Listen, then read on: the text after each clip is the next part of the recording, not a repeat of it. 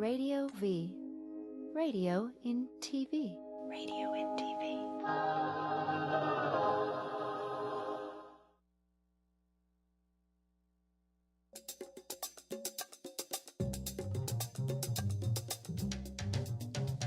He's absolutely Jason, he's absolutely gay. He'll absolutely brighten up the darkest rainy day. He's funny and loves movies, he's smart and he's a Jew. He's an actor and an activist and wants to hear from you. Hey everybody, welcome to Absolutely Jason Stuart with my good friend writer, Bennett, Yellin. You had a pause there. I thought you were going to add something. It was like Mad Libs. You were going to add Well, no, I was something going to else. say what I was going to say. You know, I just have liked you so much since the moment I met you. We met through friends a million years ago, and I had no idea at the time that you were a writer.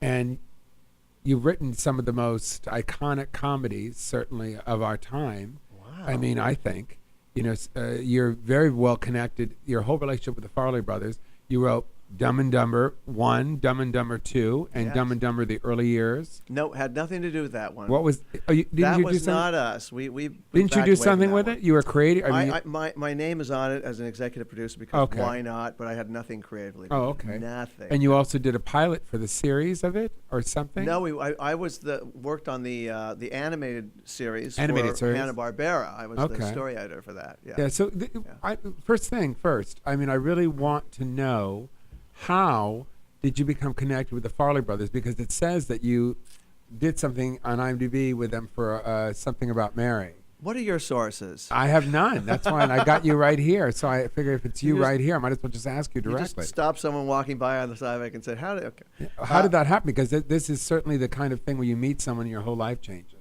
This is a good story. Yeah, This please is a go good ahead. story. And how long do we have? We have an hour. Go Oh, ahead. fantastic. Then I can just begin. I met Peter Farrelly the first day of graduate school at UMass Amherst. First day, first I knew I class. should have went to college. I know. Yes, look, it's too late. I'm just telling you this now. I know. It's too late. It's not going to help, and you're going to go into debt. So, and this was a writing. I was there for an MFA in fiction, and the first day of class, it was a writing class, and we were supposed to bring a page of a short story of ours into the class, and we'd read it, and the teacher would make assumptions from that first page.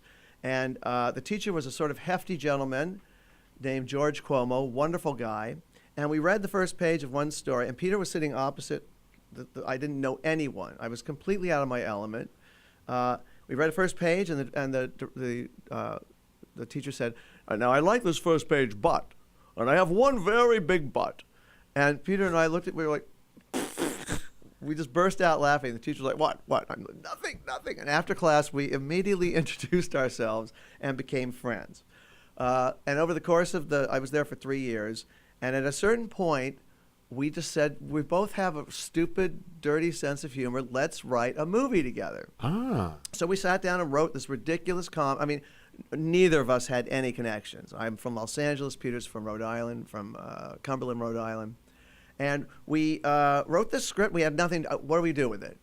Like, it's now 1985. And which script was this? What was It was called Dust to Dust. It was about two idiots who get a job at a funeral home that's selling So very, drugs. very similar to Dumb and Dumber. Well, it's funny that it should have a lot of D's in it, but it really had not. We did Nothing to try do? and add some stuff to it, to Dumb and Dumber 2 from Dust to Dust. Nothing ever happened with it, except this. So I came home for the holidays, and there were a few more months before I graduated, and my sister would go Israeli dancing, and she knew David Zucker, who did Airplane.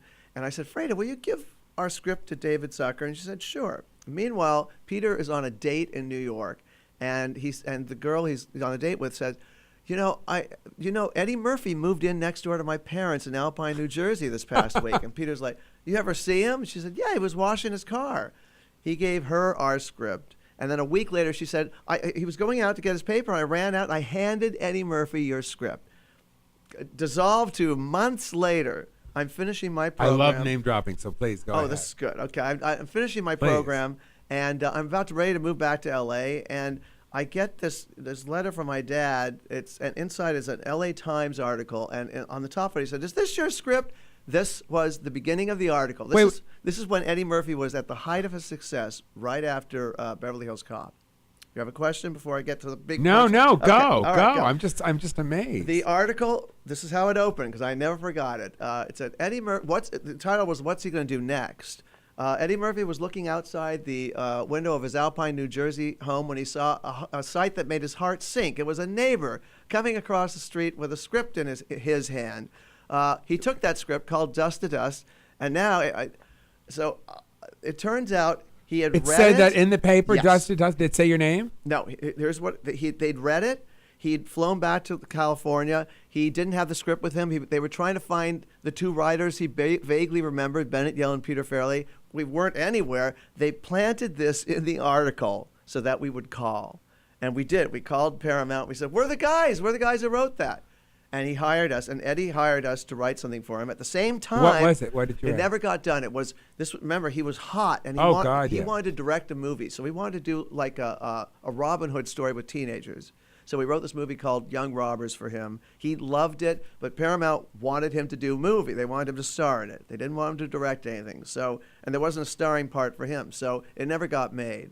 At the same time, the Zucker brothers read our script. They gave it to Jim Abrams, their partner. They hired us to write something. So we at the What did you write for the Zucker brothers? It never got made. But tell us what I love this story. It was called it was a prison comedy. I can't remember. It was like The Big House or something. It never got made.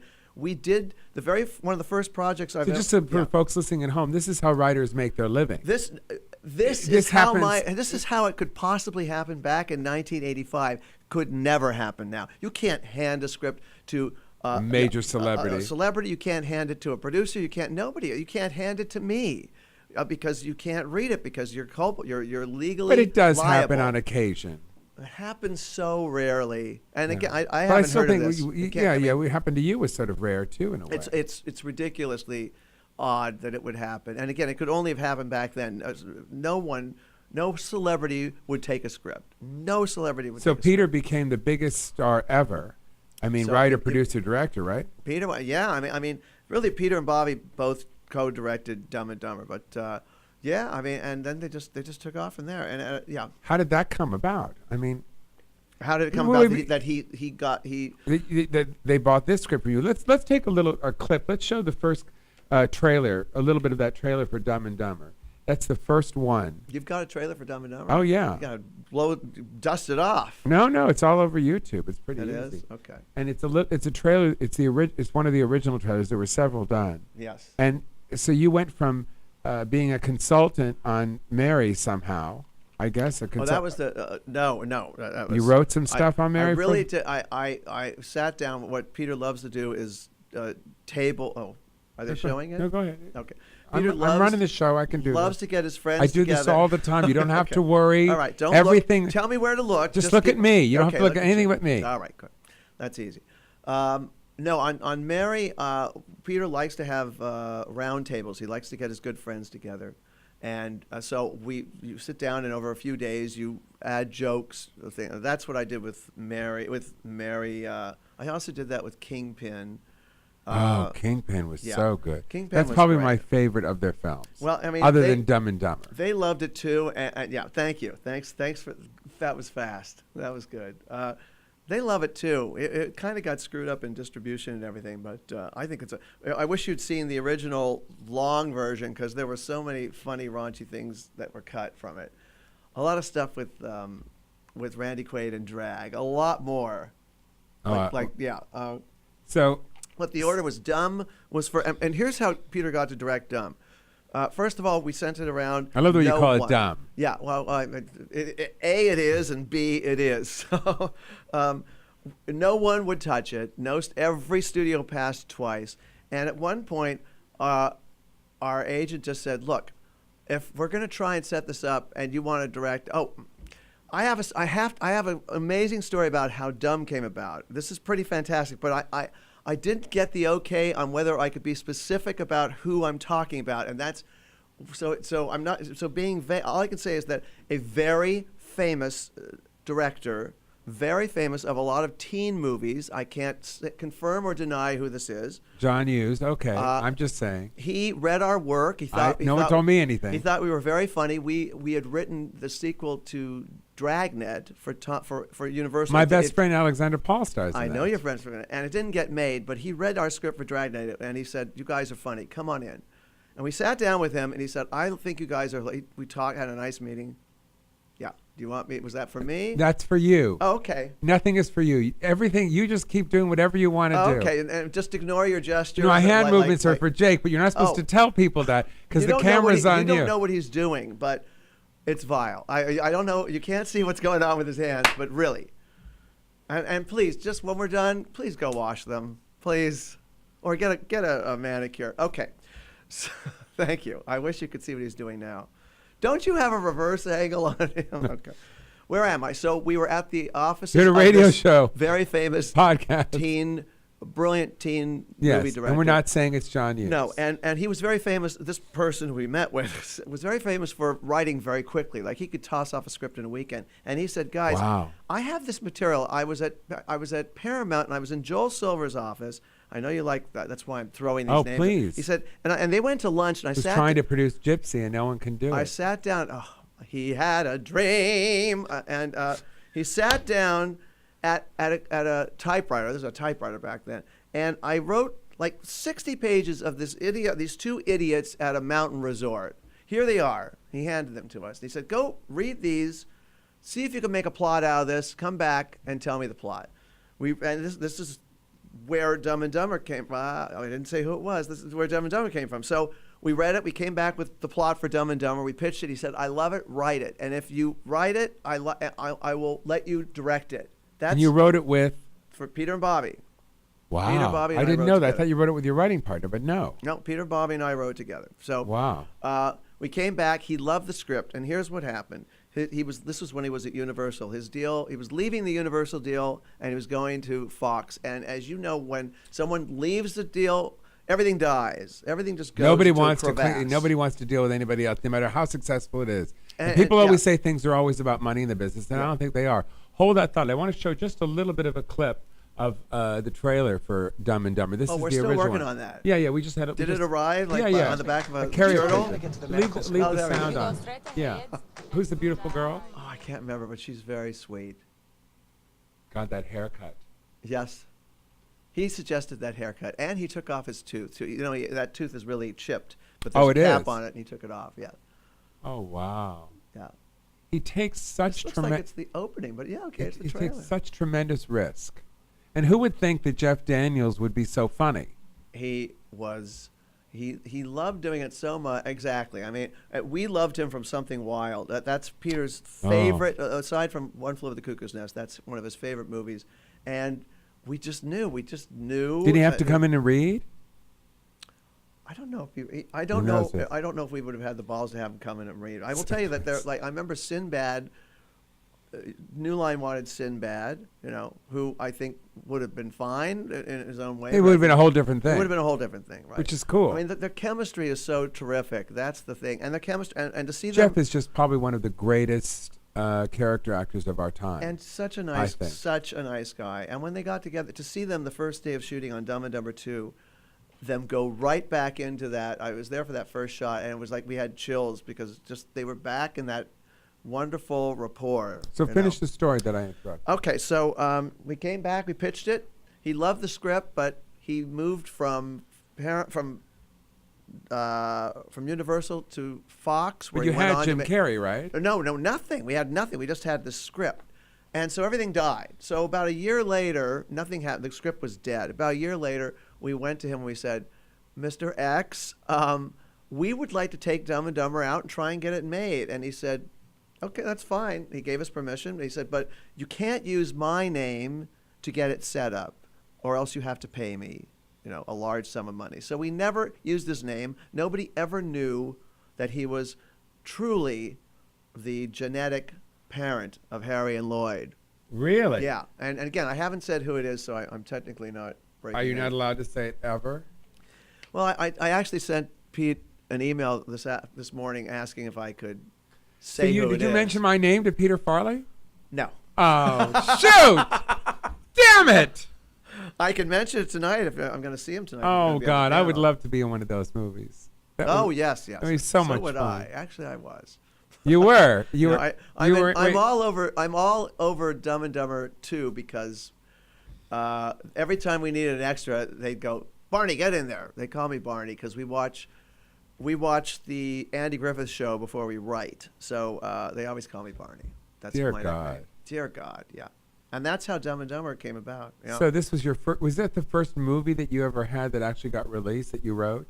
Because you got with our names on it, yes. Yeah, we worked on other things, right? But you wrote. But this was a movie that you actually were one of the major writers on. Yeah, I was the. And how did that feel after that happened? It was surreal because it came out at just the right time. We really caught the wave of Jim Carrey mania. You know, it was right after. How did you get Jim Carrey? We're going to take a break and we're going to come back and we're going to talk about how you got Jim Carrey. Okay. Because that to me is really exciting. What a time. Yeah. We'll be back in just a second with writer Bennett Yellin here on Absolutely Jason Stewart. Please stay with us and don't change that channel. Don't dare change it. Oh my God, we don't have a channel.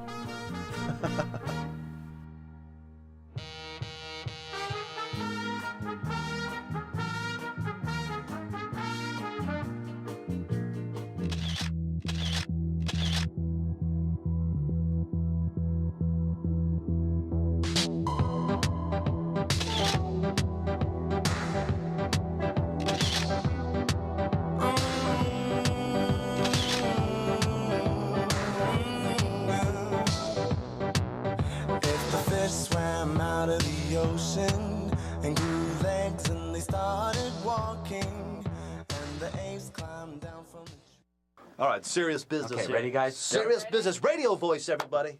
Okay, here we go.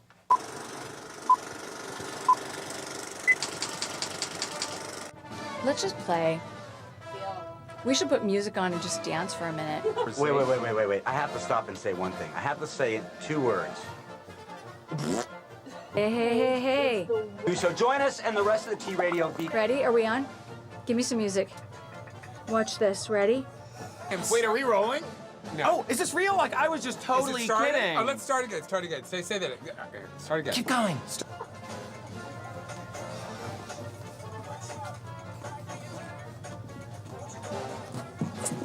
I could do real jazz. Do jazz hands. Start again. That was a shtick. I was doing a shtick. Well, the hair is blonde, it's dye. Just because you don't have any hair and he doesn't have any hair and I have all this fake hair. Start again. Fine. How's the hair and the...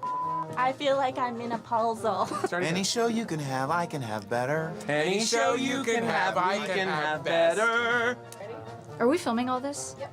That's awesome. This is the good stuff. You're short and you know it. I know it was a lot of hodgepodge, but that's good, right? Yeah, hodgepodge is good to cut. Let's do the intro one more time. Menopause. Hi, I'm Valerie Landsberg, and most people know me as Doris from the television series Fame. You're watching Absolutely Jason Stewart on T-Radio V. You're watching Jason Stewart on TV Radio V. Fame! Should we jump in there at the last one?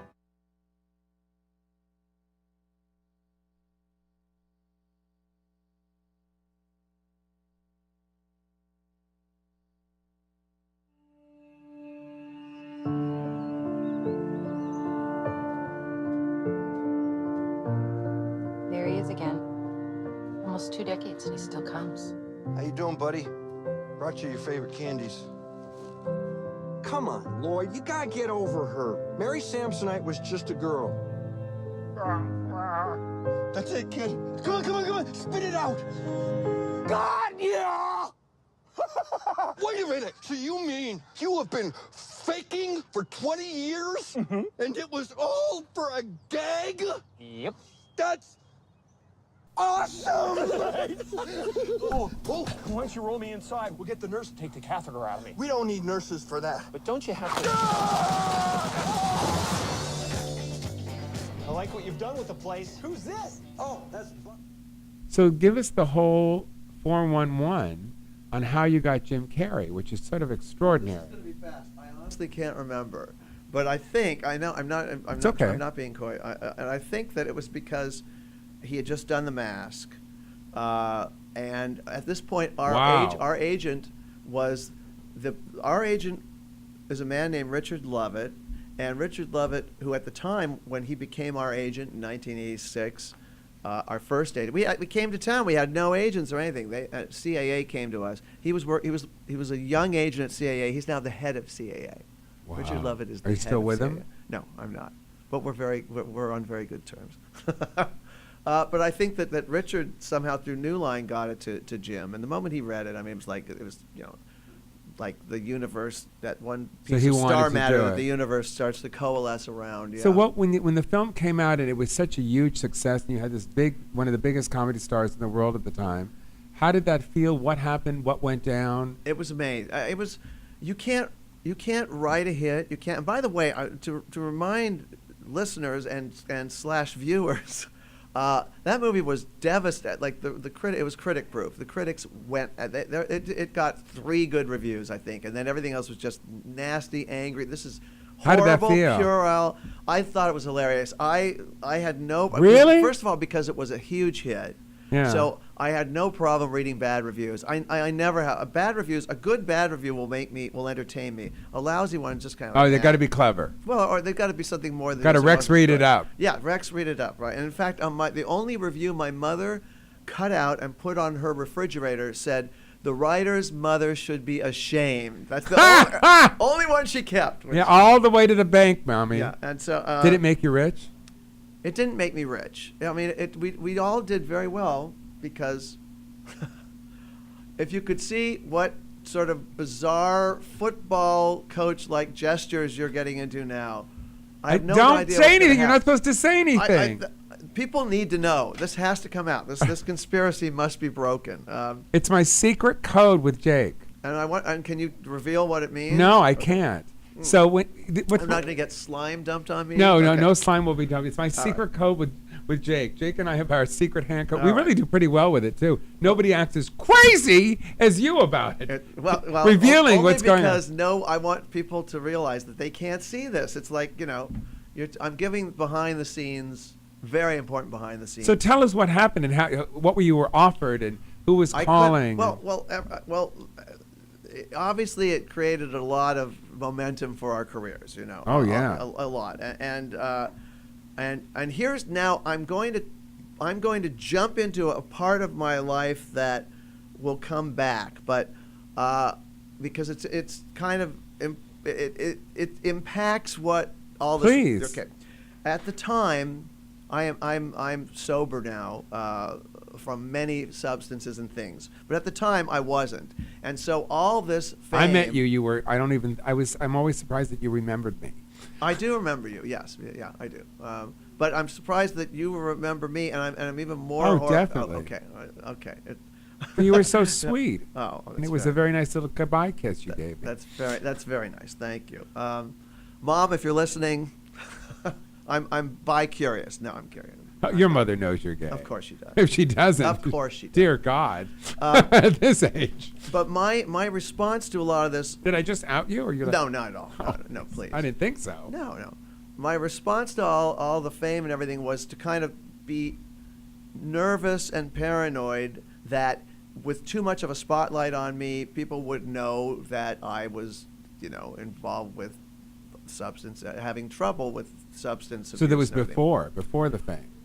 This was, yes. The drugs and the alcohol were before the fame. Right. And so I kind of I sort of moved off to the sideline. I mean, we still wrote together.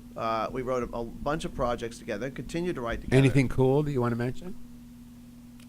Back then in the 90s, there was so much money in the studio system for development that you could just open your mouth and dollars would sort of like pollen. It would just fill your mouth. And so we wrote a lot of projects that just you were hired to write it and never got made. They were development. That's what I was deals. saying. That is a writer's life, and that's how you make your living. Very much so. I mean, nowadays, because studios don't produce that much, if they're developing something, they tend to want to make it. But now, but a major studio release is a rare thing now. I mean, it's so hard. It's so hard to get a movie made now. It's not so hard to get a movie made. What's hard is to get a movie released. getting one made, getting the money together, people can do it. Finding a platform for release that's the toughest thing. There's so many movies that's why we have the American film market. There's so many movies that can't get a release. And so your drug and alcohol problems. So I found were that before you even got really famous from writing. Right. I'm yes. I mean there's a happy ending to all this besides the fact that I am sober for 14 years, which is a great happy ending because I love being sober. But so when we were making Dumb, I was sort of on the sidelines. I mean, I was really kind of paranoid that if I was too much in the forefront, that I would be discovered. So, and that included afterwards the success and everything. Was it a gay thing at all, you think? I don't know. That may have been some element of the issue. Peter, of course, knew. He seems like a really my Peter and Bobby. Very cool guys. They're wonderful guys. They're great guys.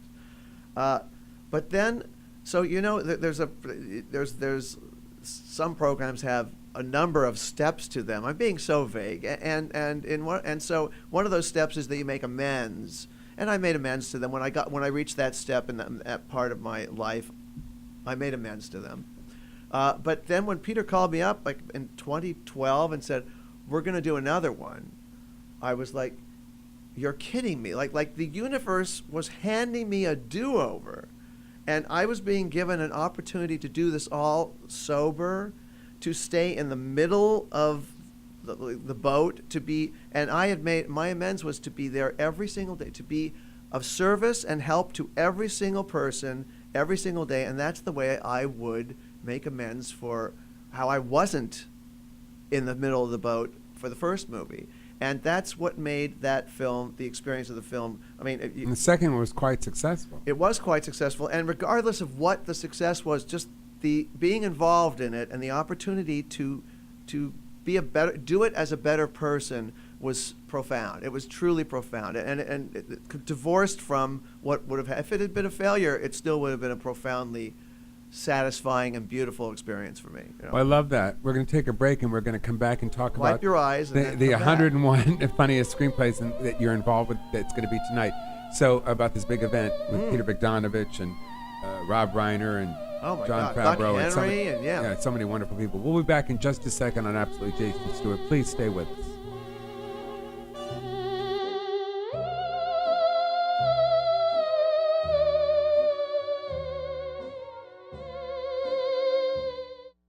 Hey, what's up? I'm Casey Abrams from American Idol. You're watching Absolutely Jason Stewart on T-Radio V. It's a good take, right? You sounded like you were completely like in a trance, like you were. Did you feel it? Did you feel the vibe? And what's with the fakakta hair? You don't like it? You're a Jew, are you not? Yeah. Well, hey, your mother would be so upset. You shouldn't be taking. I know. Look at everyone. Look at the back of this hair. Dear God, get a brush. Get a brush. I'm Jason Stewart. We're on T-Radio V. TV and the radio with the hair sticking out like some sort of homeless person. Listen, I'm sorry I have hair.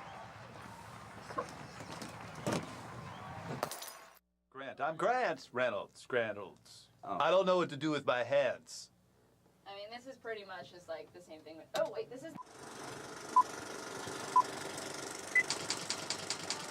No one wants to see her ninny goats.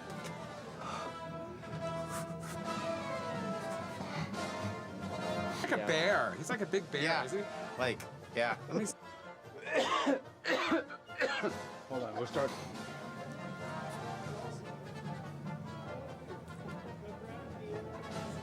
If you don't like the right pizza, go yourself. You never know who's shunna shun. Absolutely, I Jason think that my Stewart. show is better than yours. Yes, it is. No, it's not. Yes, it is. No, it's not. Yes, it is. No, it's not. The only thing that masks alcohol while you're driving is peanuts. Peanut? Have lots of when you're drinking. It wouldn't be the first time Langdon had Skippy in his mouth. Isn't that your dog? T-Radio V. Get in the car. Waka, waka, waka. Throw another log on the fire. It's not hot enough back here. T-Radio V. Radio and TV. Ay, ay, ay! Hi, this is Danny Woodburn, and you're watching T-Radio V. Did it come up? All right. There we go. He's good.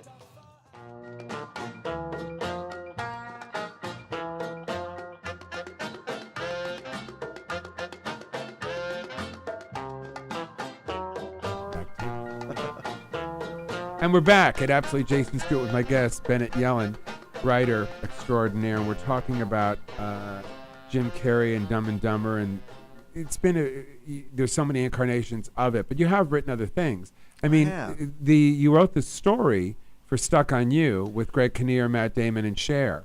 And I'm always fascinated by that. My question to you about this would be, how was Cher involved in this? I mean, Cher, who hadn't done a movie since, I think, if I remember correctly, when she did it in the early 2000s, she hadn't done a movie since The Tea with Mussolini, and she was starting her "I'm ending my career" tour, which never ended. Her first. Yeah, her first one. Or her second. It's a major supporting role. It's not a little cameo.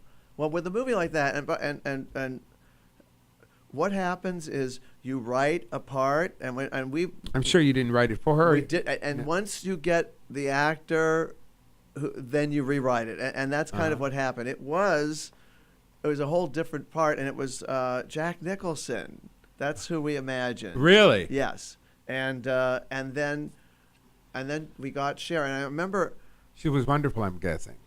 She was wonderful. It was funny because it's a really, a Farrelly Brothers production is I mean, they're great guys, but it's a guy kind of set. There's a lot of guys. Yeah, but I'm set. sure she's comfortable with that. And well, that's the thing. When I went, I was only there for like a day in Miami, and she really was she was so sweet and so kind of quiet and she wasn't big Cher. She was just sweet, quiet. She was really sweet, very, very nice. I did a film last year called Dirty that starred Roger Ganvier Smith, who's also in another film I'm doing called The Birth of a Nation. And Chaz, her son, was doing his first acting role as a man in the film, and she really helped the producers a lot. Oh, that's nice. And just we're talking a whole week of helping them do stuff. Yeah, she was really incredibly supportive. I think Pete said when he went to meet her at her place in Malibu, and he got out of the car, and she has a big pond or fountain, and the first thing she said when she came out of the can I curse? Oh yeah. Okay, when she came out of the house, she said, "The seagulls ate all my fucking goldfish." That was her opening line when she came walking out of the house. And she did it purposely to make them laugh. I'm sure. Yeah, he laughs a lot. He's a great guy. But that's that. I do want to make sure just to pitch Santa's Little Helper. No, we're going to do that. We're going to talk about we're definitely do that. Tonight you are going to be on a panel. This is so exciting. Called 101 Funniest Screenplays. The Writers Guild East and West. There's one on each coast. They decided to do a poll to find out what writers thought were the 101 funniest screenplays of all time. Shockingly, Dumb and Dumber is on it. Dumb and Dumber is on it. I don't know where it is on the list, but as well as they're going to announce that list tonight at an event at the Cinerama Dome, they're also going to have panels. Alexander Payne to talk about Buck Henry, Peter David Zucker, Bogdanovich, the Zucker brothers, Jim Abrahams, Carl Gottlieb, who I love. Carl Gottlieb directed the Paul Reiser special, so we worked with Carl. Right, because you had written all the wraparounds for the special. Yes. A lot of fantastic writers are going to be there. And it's tonight. Is it going to be? Is there any sort of online? Yes, there's a dessert reception. What?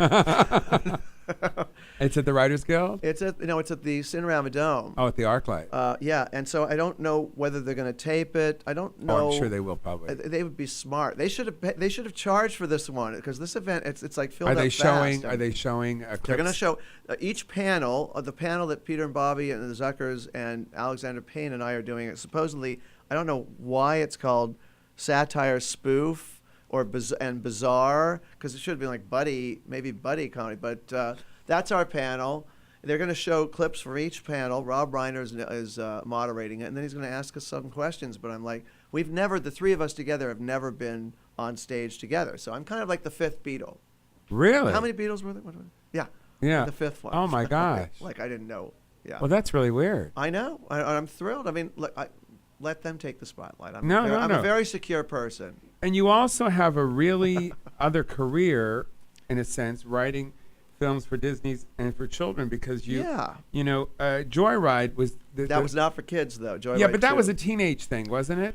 Joyride 2 was hard R, like torture porn. Like the first But it one. was The first teenage- one was more like they were young So kids. that's the in one I peril. saw. Yes. And the second one was really like horror. And then the sequel was really like hardcore, and that was Who started it? That was nobody they Just a make them hot, for $5 million, sexy. so they have young, good-looking people who then the killer. What a can then departure for dismember. you to do. Did you enjoy doing it? Loved it. Because what happened is when you start to write with somebody else, all of your credits with the previous. I always write with partners. Uh-huh. I do not Well, like you're a bit writing of a alone. performer, yeah. And I just like the social. William Goldman said William Goldman, famous screenwriter, won the Academy Award for All the President's Men, and Butch Cassidy said the loneliest thing in the world is to go into a room like a writer and lock the door and by yourself. And he's right. And I didn't like doing that, so I always wrote with collaborators. I don't consider myself a writer, but I have written. Yeah. But I always write with other people also because I'm almost act the roles out. That's the way I do it. And it's fun. It's just socially more Uh-huh. fun. I write with my friend, and and it's a lot of fun. Tell us your friend's name. Huh? Tell us your friend's This name. is James Johnston, who I'm writing with. So when you start to write with another writer, you have to start from the beginning, which means you have to create a piece of material and get your representation. They may have been representing Peter and Bennett and Bobby as a team, but you're no longer that team. So now I'm James Johnston and Bennett Yellin. So we had to write a spec script. Why? Oh, That's God. it's Keeps you at the end. Why is right. We had to write a spec script, and the spec script that we wrote. This was probably about 10 years ago. Horror was big. The Ring was in, so we wrote a horror movie. So that's what got us a lot of work. So to come back to that was fun. To come back to horror. But you've was also fun. written a couple of Disney things. We've done. I've done Disney stuff. Again, we go where the work is. No, of course. And so we've done recently. The We've Pooch worked and with the Pauper, Nickelodeon. the Yeah. Pooch and the Pauper, and now Santa's Little Helper. Santa's Little Helper, which is is for Fox and the WWE. And tell us about it. That's coming out. It's a family holiday movie. It's coming out. Every studio also had direct-to-DVD divisions where they spend $5 million. They make these direct. They used to make a lot of money from them. They don't make any Well, now money they're from them anymore. downloaded. Yes, right. So this But they was do, but in a different way. Right. But this is the last one that's coming out on DVD from Fox Family, and the WWE is involved because they've got one of their wrestlers, Mike the Miz. Oh, yeah. Is the star of it with Annalyn McCord and. Who's Anna Miller? I have no idea, but she's delightful. That's all I can tell you. So this movie is not on the Fox Family Channel. No, it's gonna. I don't know. It's going to be released on DVD. It comes out November 17th. So it'll be a great stocking stuffer. It is. Even if you don't have a stocking, stuff this movie somewhere in your home because it's very What's the cute. story? It's a kind of. Oh, we're going to take a break. Jacob, Wow. We're going to take Come a break. back or you'll never find out what the story of Santa's Come Little back. Helper Come is. back. We're going to take a break in 2 seconds. We're going to come back and he's going to tell us how you can actually get Santa's Little Helper. Because I'd like a Santa's Little Helper. We'll be back in just a second here on Absolutely Jason Stewart. A second. A second, all second. Yeah.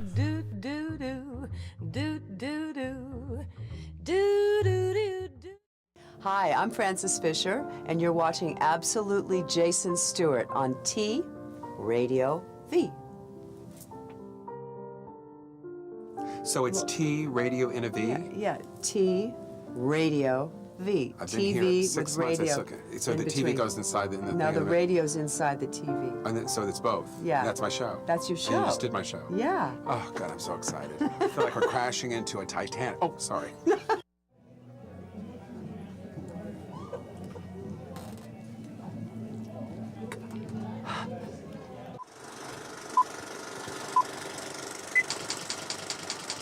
Brad is actually here right now. I don't have the white disease. Whoa! Give me again. I want to see some tiny intro. Give me some boom. Give me some boom, bro. This is gonna make us money. Ask Robert who his favorite celebrity animals are. His animal lovers. All right, everybody, whip your out. Everybody, whip it out. We'll be right back. See, now it's... Let's do a couple things. Ready? Action. Oh, monsters! Monsters! You. Oh, that means me. It's gonna take the unreal mind. To be honest with you, I like being down there a little more because my head was Candy corn monsters, boom! Hi, I'm Kristen Renton, and I don't know what I'm saying. This one's World Animal Days. Right, here we go. Oh, I'll just... It's on a real wall. I mean, unless you fake it. I had a contest on night calls, and they were all peeing everywhere. Everyone's like, can I get another Diet Coke? Yeah. We want to do more. Hi, this is Casey Abrams from American Idol, and you are watching T Radio V. That was too corny. I don't. I loved it.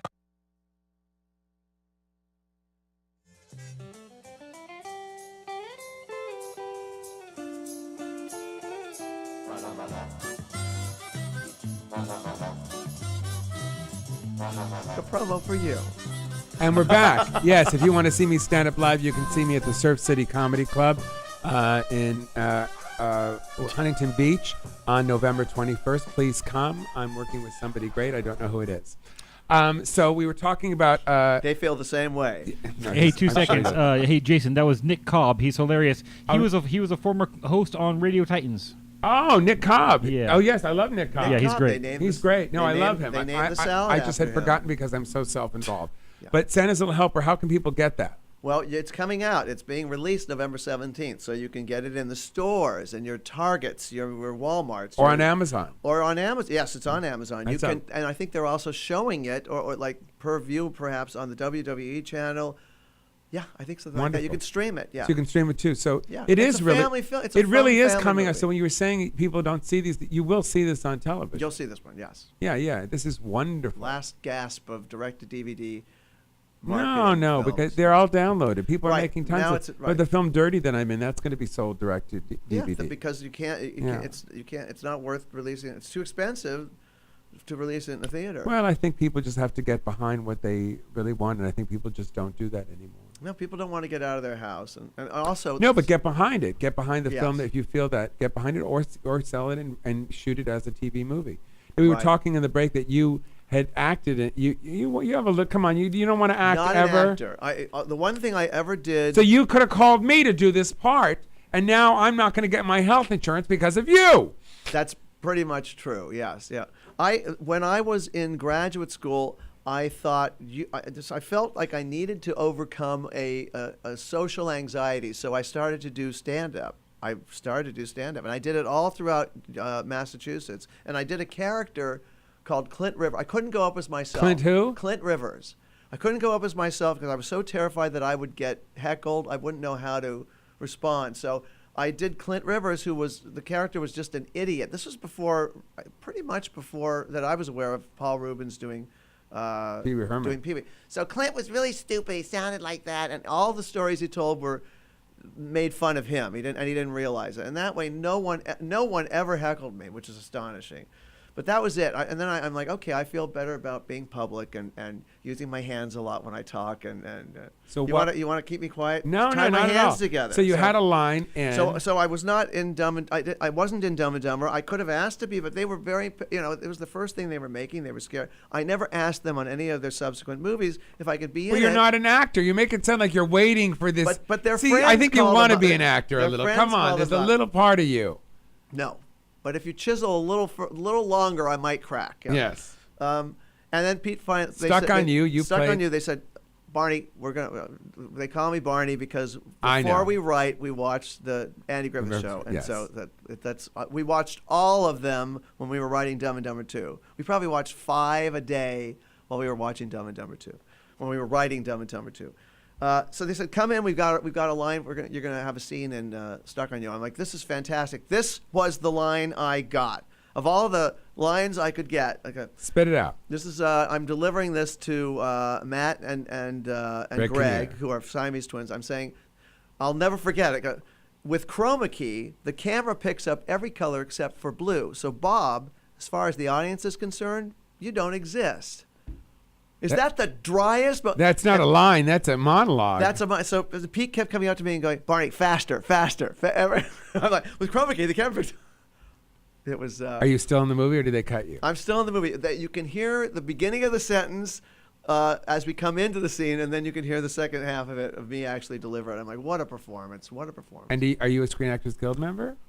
No, well, I do get I do get checks from SAG, but that was my first thing. And So you never joined? No, I never joined. Good. Yeah. and you have a little part of me, myself, and No. Irene. That's not true? It's on your I do. That's right. It's oh, on yes. your IMDb. And me, You myself, and play Irene. Gay on plane. Wait. Guy on Oh, plane. Guy on My plane. God, you are. Oh, I'm you sorry. Are you? I'm sorry. Homosexually obsessed at I this can't. point? I couldn't read it. I Yeah. couldn't see it. Yes, at one point, Jim Carrey takes the glasses from a very nearsighted character, and he puts them. He looks up, and there's a plane way up in the air, and they cut to the window of the plane, and I'm looking out the plane window. What a fantastic performance! And what do you no say? line. No, I don't say anything. Oh, but you get a credit. I get a credit. Yes. You get a check? I insisted on. No, I don't get a check. Damn it! No, I don't get a check. But I am in Dumb and Dumber 2 3 times because You're an they, extra. They kept saying, Barney, go get in there. We need another. Yeah, I'm an extra, but I'm a featured extra in that you can see me clearly. You know. Yeah. Doing what? The first shot is when they are on a bike. Biking to Harry's parents' house. I am peeing on the side of a building. They go right by me, and you can see me with my back turned peeing. I had a squirt bottle, to try and create a stream of pee so the camera would pick it up. It really didn't pick it up. Someone kept running in between takes to give me a loaded squirt bottle to create pee. This is the business, folks. So will there be a Dumb and Dumber 3? There has been talk. Because this has been so successful. I know. There has been talk, and we are... Did Jim and... They both want to do it. They okay. had a blast making this. They really had a great It wasn't time. weird to have two old guys. It didn't change because they're in their 50s. We addressed that in the opening scene. We yeah. just said 20 years has passed, and we're not going to lie to you. And it's 20 years later, and they're So it was never an attempt to like say the time hasn't passed. We're like, we know. Well, we know. Trust me. Yeah.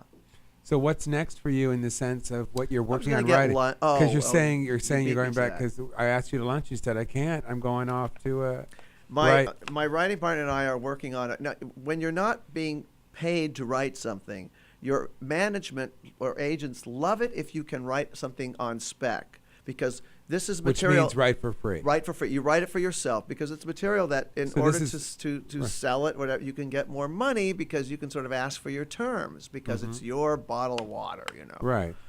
So we're writing a spec supernatural thriller right now. Wow. Yeah. I love that. So this is really different. This is different. I mean, we've genre written some horror stuff before, but this is really supernatural thriller. We've written action. Like last year, we had a movie that we wrote came out called In the Blood, which was a revenge thriller, female. Oh, I did not know that. Action-packed revenge thriller. Yeah, that came out. You can get that as well with. Yes, you did. I saw it there, and I didn't know what it was. Yes. Yeah. Who's in that? I'm so sorry. Does it say? No. Okay, because I forgot her name. She was a wrestler. It's coincidental that she's a wrestler. So you only write for wrestlers, and this is the reason I'm not in your films. This is why, right? When this is over, we'll hand wrestle. You could become a luchador and wear a mask and become a wrestler. Yes, get me in a film with mask when no one recognizes me. You can bring your own. That's my fantasy. And you can bring your own mask. So that's. Oh, and I have one. Yes, yeah. Gina Carano. She was a very. successful, I've heard of her. Right. She's been on reality shows, has she not? I don't think so. I don't think so. But she was also in. Steven Soderbergh did a whole movie with her, a thriller. I can't remember what it was called, where she was the star of it. But Gina Carano. Yes, that's what I saw. Yes, and I know which one it was, but I can't remember. Right, she's like an agent, and everyone's chasing her. Yeah, because I love Soderbergh. And I do too. And do you want one time? Oh gosh, 2 minutes. Yeah, we have 2 minutes. Yeah, okay, one time I was at the. This is a silly little celebrity story. I was at the Gap at the Beverly Center, and Steven Soderbergh came up to me and said, held up a pair of jeans and said, "Do you have these like in a 32?" I said, I knew who he was. I said, I don't work here. And what did he say? Oh, I'm sorry. And with that lovely note, we're going to end the show. Congratulations on being included in the 101 screenplays. Please go out and buy honor. Santa's Little Helper. Yes. And congratulations on the success of the sequel. And I'm Thank hoping you. a third one comes. And I do too. I hope we get to work together someday. Now, how can people catch you and how can they find you if someone wants to find you? How can they find me? Facebook, I'm guessing. Facebook, or don't send me your scripts. I can't look at them. I really can't. It's No, we sad, already but talked about I that. know, We but I'm know. just you know what happens. Yes, yes. And then I tend to be walking around West Hollywood, looking confused. Find All right, me if and you direct need me. if you need Bennett, just email me at jasonstewart.com, Stuart. Thank you so much Thank for being you on the show. very much. Everyone, until next week, stay with us. Take care.